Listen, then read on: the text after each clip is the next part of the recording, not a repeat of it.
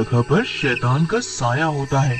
एक बार एक आदमी वहाँ से अपने स्कूटर पे जा रहा होता है, तभी डरावनी डरावनी आवाजें आने लगती है।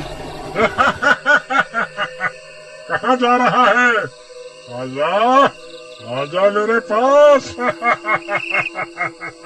अरे नहीं, छोड़ दो मुझे। नहीं नहीं, छोड़ दो। वो शैतान उस आदमी को पकड़कर मार देता है। उसी जगह के पास विशाल नाम का लड़का रहता था। काफी दिनों से वो नौकरी की तलाश कर रहा था।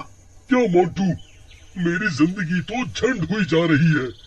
इतना पढ़ लिख करके भी एक ढंग की नौकरी नहीं मिल पा रही। अरे विशाल, उदास क्यों होता है? मिल जाएगी तुझे नौकरी। वैसे भी तू तो मुझसे कितना ज्यादा पढ़ा लिखा है। जब मेरे जैसे नालायक को नौकरी मिल गई तो तुझे भी मिल जाएगी एक दिन। वैसे तू चाहे तो मेरी कंपनी में नौकरी कर सकता है। एक तो यार, तू मेरी अपने से तुलना मत कर। अरे तू गोबर गणेश और मैं ग्रेजुएट, मेरे लेवल का नहीं है भाई तू। और तेरी नौकरी क्या है? पिज्जा डिलीवरी बॉय की। भाई, तेरी इन्हीं बकवास बातों की वजह से तुझे नौकरी नहीं मिलती। तूने ग्रेजुएट होके क्या उखाड़ लिया? अरे यार, तू बुरा मत मान, मैं ये नहीं कहना चाहता था, लेकिन यार तू खुद समझ, पिज्जा डिलीवरी बॉय, वो भी मैं। देख भाई, कोई काम छोटा बड़ा नहीं होता, जो मिले वो कर लेना चाहिए। कुछ ना करने से तो अच्छा है। चल, मैं चला, तू शेख चिल्ली के हसीन सपने देख। विशाल घर जाके अपनी सारी बात अपनी माँ पूजा को बताता है। तो बेटा कर लेना नौकरी, अगर मोंटू बता रहा है तो। वैसे भी तू अपनी घर की हालत तो जानता ही है। ठीक है माँ, अगर तुम यही चाहती हो तो मैं ये नौकरी कर लेता हूँ। उसके अगले दिन विशाल मोंटू को इंटरव्यू के लिए अपनी कंपनी में ले जाता है। तो विशाल, कितना पढ़े लिखे हो आप? जी, आपको मुझसे पिज्जा डिलीवरी करवाना है या अकाउंट चेक करवाना है? Good sense of humour. वैसे आप कितनी सैलरी लोगे? जी, 1 लाख रुपए प्लस में एक गाड़ी। विशाल, ये क्या मजाक है? तुम्हें नौकरी करनी है या नहीं? जी, मैं तो नौकरी के लिए ही आया था। आपने ही मजाक शुरू कर दिया सर। आपको तो पता है डिलीवरी बॉय की कितनी सैलरी है, फिर भी आप मैनेजर पोस्ट के प्रश्न पूछ रहे हैं।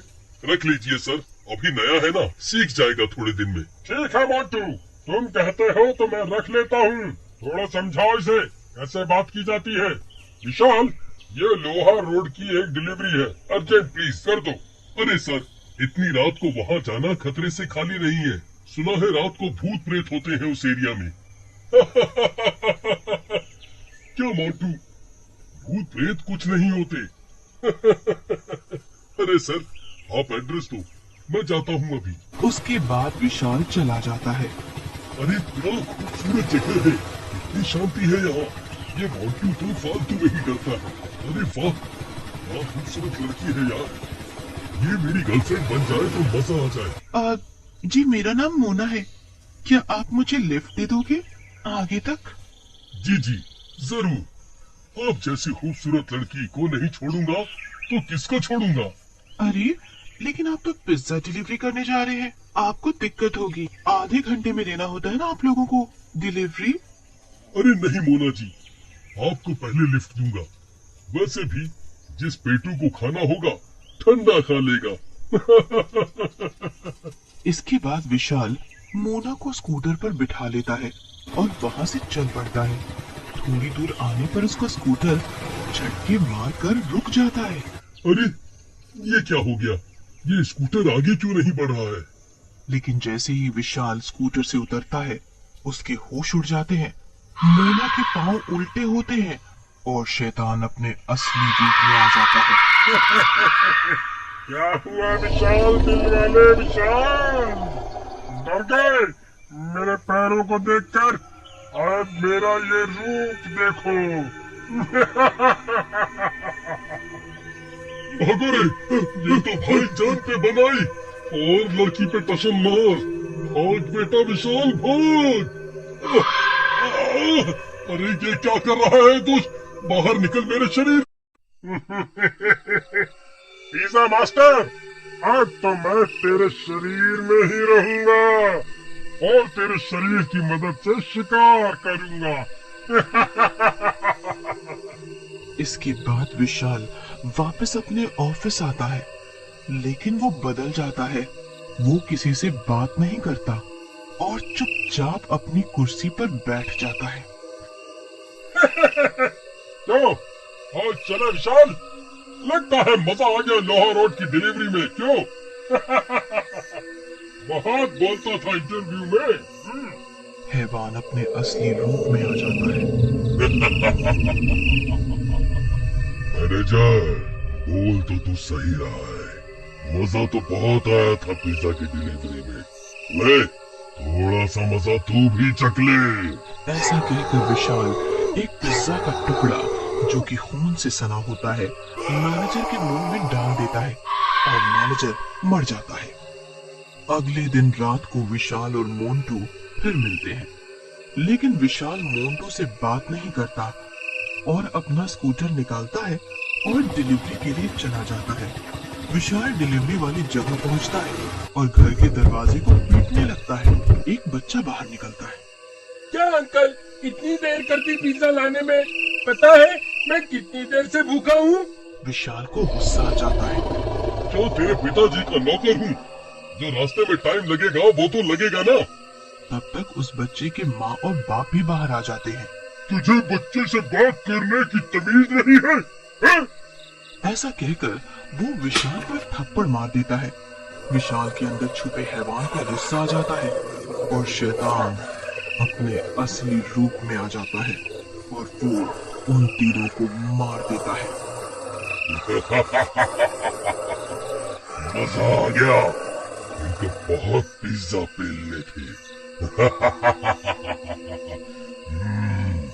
मार दूंगा, सबको मार दूंगा। इस फैमिली के मरने की खबर जंगल में आग की तरह फैलती है। मोंटू को विशाल पर शक होता है और वो विशाल के पास जाता है। अरे विशाल, इस घर में तो तुम गए थे डिलीवरी लेके, तुम्हें कुछ नहीं पता कि ये सब कैसे हुआ? मुझे क्या पता इन लोगों को किसने मारा? मैं क्या कोई पुलिस वाला हूँ क्या? ज्यादा खुफिया बनने की कोशिश मत करो यार, तुझसे तो बात करना बेकार है, जब देखो काटने को दौड़ता है। इसके बाद मोंटू वहां से चला जाता है, लेकिन उसे विशाल पर शक हो जाता है और वो सोचता है कि विशाल का पीछा करना पड़ेगा और सच्चाई का पता लगाना पड़ेगा। अगली रात मोंटू विशाल का पीछा करने लगता है। विशाल पिज्जा की डिलीवरी देने के लिए घर का दरवाजा खटखटाता है। एक लड़की बाहर निकलती है। मैडम, आपका पिज्जा आया है। तो इसमें इतना दांत दिखाने की क्या जरूरत है? पहली बार लड़की देखी है क्या? लड़की देखी नहीं कि लगे बत्ती सी दिखाने। इडियट्स, चलो पिज्जा दो और फुटो यहाँ से। हाँ। ये सुनते ही विशाल को बहुत गुस्सा आता है। उसके अंदर का शैतान फिर से जाग जाता है और वो लड़की पर हमला कर देता है और लड़की को धक्का दे देता है। बहुत बोलती है तू लड़की, मूड खराब कर दिया तूने, तुझे तो जिंदा नहीं छोड़ूंगा। बहुत बोलती है। अरे विशाल, तू ये क्या कर रहा है? इस लड़की को क्यों मार रहा है? तू फिर आ गया, समझाया था ना मेरे रास्ते में मत आ, लेकिन तेरी खुजली मिटती नहीं, लगता है तेरे को भी मरना पड़ेगा। जैसे ही विशाल मोंटू को मारने जाता है, मोंटू के गले में पड़ा माता का लॉकेट बाहर आ जाता है, जिसे देखकर शैतान घबरा जाता है। हटा सामने से, नहीं तो मेरे को ये शरीर छोड़ना पड़ेगा। हटा इसको। लगता है विशाल के अंदर जो शैतान है उस माता के लॉकेट से डर रहा है। यही मौका है इससे विशाल को आजाद कराने का।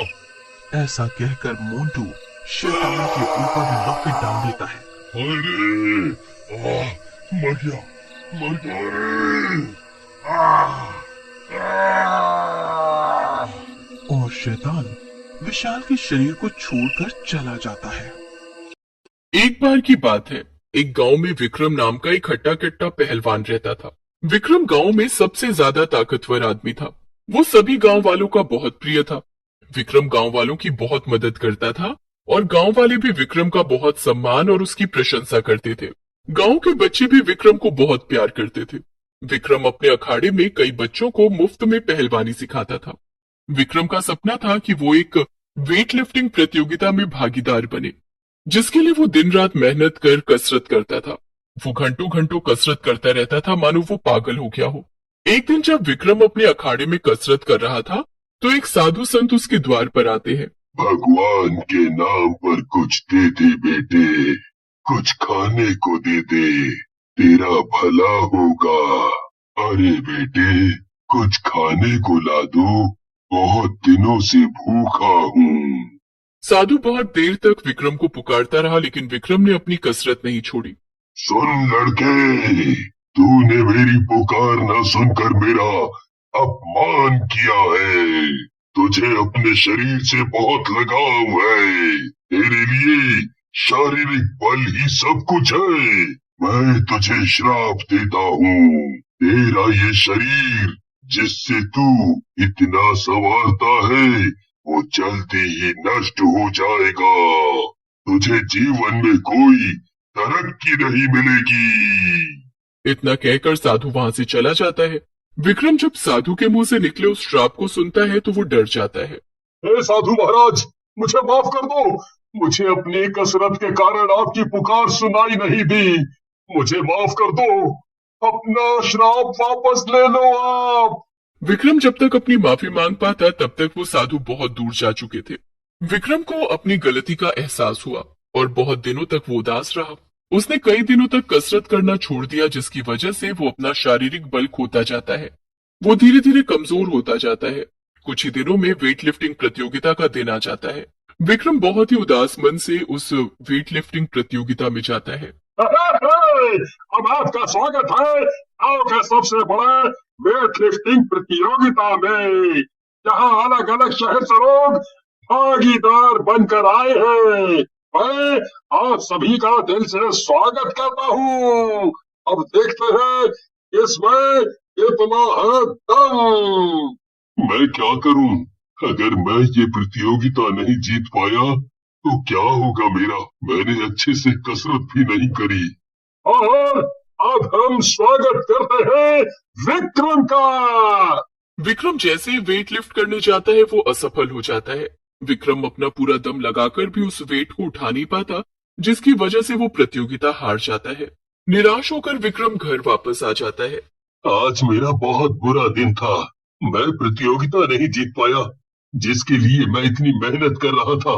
कहीं ये साधु का श्राप तो नहीं? नहीं नहीं, ऐसा नहीं हो सकता। मैंने कसरत अच्छे से नहीं की, इसीलिए मैं हार गया। मैं दोबारा मेहनत करूंगा और अगले साल फिर प्रतियोगिता में जाऊंगा।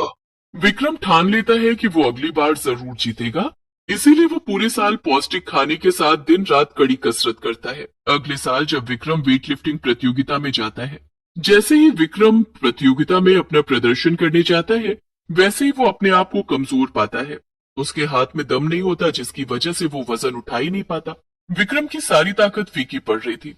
वो पूरा दम लगाकर भी वजन नहीं उठा पा रहा था, जिसकी वजह से वो प्रतियोगिता हार जाता है। वो फिर निराश होकर वापस घर चला जाता है। विक्रम ये बात सुनकर बहुत उदास हो जाता है और कसरत छोड़ देता है। विक्रम उदासी में खाना छोड़ देता है। धीरे धीरे वो बहुत कमजोर और पतला होता जाता है। अंत में वो इतना कमजोर हो जाता है कि वो अपने बिस्तर से उठ भी नहीं पाता। धीरे धीरे उसका सांस भी लेना मुश्किल हो जाता है और फिर उसकी उसी बिस्तर पर मौत हो जाती है। अगली सुबह जब गांव वालों को पता चलता है तो वो उसका शव जलाने ले जाते हैं। शव जलने के बावजूद उसे शांति नहीं मिलती, क्योंकि उसे साधु बाबा का श्राप लगा था। वो एक खूंखार बलवान भूत बन जाता है। विक्रम की अशांत आत्मा उसी बंजर अखाड़े में भटकती रहती है। विक्रम का भूत बहुत ही गुस्से वाला और भयानक होता है। एक दिन रात को कोई गांव वाला उस बंजर अखाड़े की तरफ से गुजर रहा होता है, तभी उसे अखाड़े की तरफ से एक अजीब सी आवाज आने लगती है। ये कैसी आवाज आ रही है? हवा भी नहीं चल रही। जरा जाके देखता हूँ। गांव वाला अखाड़े के भीतर आकर खड़ा हो जाता है। आवाज तो यहीं से आ। फिर अचानक से अखाड़े की रेत तेज तेज उड़ने लगती है। उस रेत को विक्रम का भूत ही नियंत्रण कर रहा होता है। विक्रम अपने भूतिया जादू से उस रेत की रफ्तार तेज कर देता है और रेत की रफ्तार के कारण वो गांव वाला अखाड़े के बाहर गिर जाता है। सुनो, अब तुम दोबारा इस अखाड़े की तरफ से गुजरना मत, नहीं तो मैं तुम्हें मार दूंगा और इस गांव को भी तबाह कर दूंगा। गांव वाला उस भूत से डरकर दुम दबाकर भाग जाता है और सारे गांव में ये ऐलान कर देता है कि कोई बहुत ताकत वाला भूत इस गांव के अखाड़े में घुस गया है। सभी गांव वाले बहुत डर जाते हैं और उस अखाड़े की जमीन को बेचने का फैसला ले लेते हैं। 1 साल बाद आरव नाम का एक शहर का लड़का उस अखाड़े की जमीन को खरीदने की सोचता है। वो उन गांव वालों से बात करने जाता है। नमस्ते अंकल, मैं इस अखाड़े की जमीन को खरीदना चाहता हूँ, क्या आप मेरी मदद कर सकते हैं? हाँ बेटा, क्यों नहीं, अभी आपका काम पूरा करवा देते हैं। शुक्रिया अंकल। बेटा, तुम इस अखाड़े की जमीन का क्या करोगे? घर बनवाओगे? नहीं नहीं, मेरे दादा इस गांव के बहुत बड़े पहलवान थे। उन्होंने वेट लिफ्टिंग प्रतियोगिता के कई सारे मेडल हासिल किए। मैं भी उनकी तरह बनना चाहता हूँ, इसीलिए मैं यहाँ एक जिम खोलूंगा और कसरत करूंगा। क्या कसरत? वेट लिफ्टिंग प्रतियोगिता? पहलवानी? मुझे दाल में कुछ काला लग रहा है। क्यों अंकल, आप ऐसा क्यों कह रहे हो? बेटा, इस जमीन को जरा संभाल कर इस्तेमाल करना। इस जमीन पर एक पहलवान का साया है। अंकल जी, मुझे माफ करना, मैं भूतों में विश्वास नहीं करता। इतना कहकर आरव वहां से निकल जाता है। आरव कुछ ही दिनों में उस अखाड़े की जमीन को जिम में परिवर्तित कर देता है। आरव भी विक्रम की तरह कसरत का शौकीन था। वो पूरा पूरा दिन जिम में कसरत करता था। विक्रम के भूत को ये देखकर अपनी कसरत के दिन याद आ जाते हैं। एक दिन रात को आरव जब जिम में ही कसरत करके सो जाता है, तभी उसके जिम के औजार इधर उधर गिरने लगते हैं। उस आहट से आरव उठ जाता है। अरे, ये आवाज कैसी थी और ये सामान इधर उधर कैसे बिखरा पड़ा है? मैंने तो इसे सही से रखा था। तभी विक्रम का भूत अपने भयानक रूप में आरव के सामने प्रकट होता है। सुनो बच्चे, अपना सामान लेकर अपने शहर वापस चले जाओ, नहीं तो मैं तुम्हें मार दूंगा। मैं आपसे नहीं डरता, मैं ये जगह छोड़कर कहीं नहीं जाऊंगा। मैं यहाँ अपनी कसरत करूंगा और मुझे कोई नहीं रोक सकता। तुम्हें यहाँ से जाना पड़ेगा, ये जगह मेरी है। मैं यहाँ कसरत करता था, तुम यहाँ नहीं रह सकते। आप और कसरत? मैं नहीं मानता और मैं ये जगह नहीं छोड़ूंगा। मुझे यहाँ रहकर कसरत करनी है और वेट लिफ्टिंग प्रतियोगिता में भाग लेकर जीतना है। क्या तुम भी उस प्रतियोगिता में भाग लेना चाहते हो? हाँ, और मैं उसमें जीतना भी चाहता हूँ। मैं अब तक तुम्हारी परीक्षा ले रहा था। एक समय पर जब मैं जिंदा था, तब मैं भी तुम्हारी तरह ऐसा ही जुनूनी था। क्या क्या आप भी एक बॉडी बिल्डर थे, मेरे जैसे? हाँ बेटा, मैं भी बॉडी बिल्डर था। तो क्या आप एक बॉडी बिल्डर भूत हो? आप मुझे उस प्रतियोगिता जीतने में मदद कर सकते हैं? विक्रम का भूत आरव को बॉडी बिल्डर और उसको कसरत सिखाया करता था और उसे प्रतियोगिता के लिए उत्तम बनाना चाहता था। आरव और विक्रम का भूत दिन रात प्रतियोगिता के लिए कसरत करते रहते थे। आखिरकार वो दिन आ गया जब आरव का वेट लिफ्टिंग प्रतियोगिता में भाग लेने का दिन था। आरव प्रतियोगिता में जाता है, लेकिन वो बहुत ही डरा हुआ होता है। आरव स्टेज पर अपना प्रदर्शन करने जाता है। जैसे ही वो वजन उठाने जाता है तो वो उठा नहीं पाता। भूत दूर खड़े होकर ये सब कुछ देख रहा होता है। भूत आरव को जिताने के लिए उसके शरीर में प्रवेश करता है। आरव को भूत के अपने शरीर में प्रवेश के बाद एक उत्तम शक्ति का एहसास होता है। प्रतियोगिता जीतने के बाद जब आरव के शरीर से भूत निकल जाता है, तब वो उसका बहुत शुक्रिया करता है। बॉडी बिल्डर भूत की याद में आरव अपने जिम का नाम बॉडी बिल्डर जिम रखता है और वो विक्रम की तरह ही कई सारे बच्चों को मुफ्त में कसरत सिखाता था।